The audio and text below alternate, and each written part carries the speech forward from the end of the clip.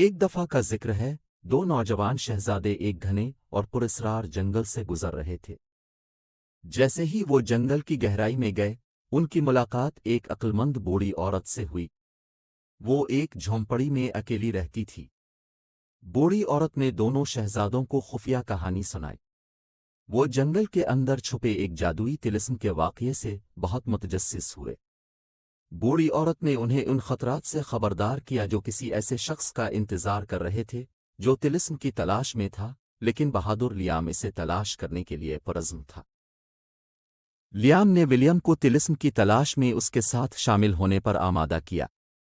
بوڑھی عورت نے انہیں ایک نقشہ اور کچھ سامان دیا اور وہ نامعلوم جگہ کی طرف روانہ ہو گئے۔ راستے میں انہیں شدید خطروں اور جانوروں کا سامنا کرنا پڑا، لیکن لیام کی بہادری اور ولیم کی احتیاط سے وہ ہر رکاوٹ پر قابو پانے میں کامیاب رہے۔ آخر کار وہ نقشے پر نشان زد مقام پر پہنچے اور خود کو ایک عظیم الشان مندر کے سامنے کھڑا پایا۔ داخلی دروازے کی حفاظت دو شیر کر رہے تھے، لیکن لیام کی بہادری سے وہ دروازے سے چپکے سے گزر گئے۔ مندر کے اندر انہیں وہ جادوئی طلسم نظر آیا۔ یہ ایک شاندار ورب تھا جو روشنی سے چمک رہا تھا۔ جب وہ اسے چھونے کے لیے پہنچے تو اچانک انہیں ایک بدصورت دھند نے گھیر لیا۔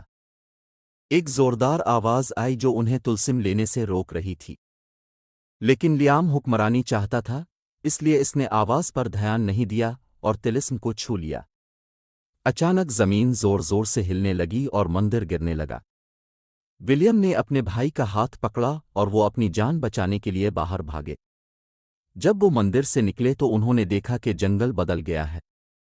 پراسرار جنگل غائب ہو چکا تھا اور اس کی جگہ ایک عظیم الشان قلعے کے ساتھ ایک خوبصورت سلطنت کھڑی تھی۔ بوڑھی عورت ان کے سامنے پیش ہوئی اور اس نے بتایا کہ طلسم ایک امتحان تھا۔ بوڑھی عورت یہ دیکھنا چاہتی تھی کہ آیا وہ بادشاہی پر حکومت کرنے کے لائق ہے یا نہیں۔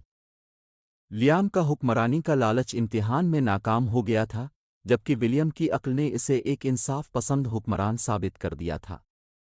اس دن سے شہزادہ ولیم اپنے وفادار بھائی کے ساتھ نئی سلطنت کا بادشاہ بن گیا، اور طلسم شیروں کی حفاظت میں مندر میں اس کی صحیح جگہ پر واپس کر دیا گیا۔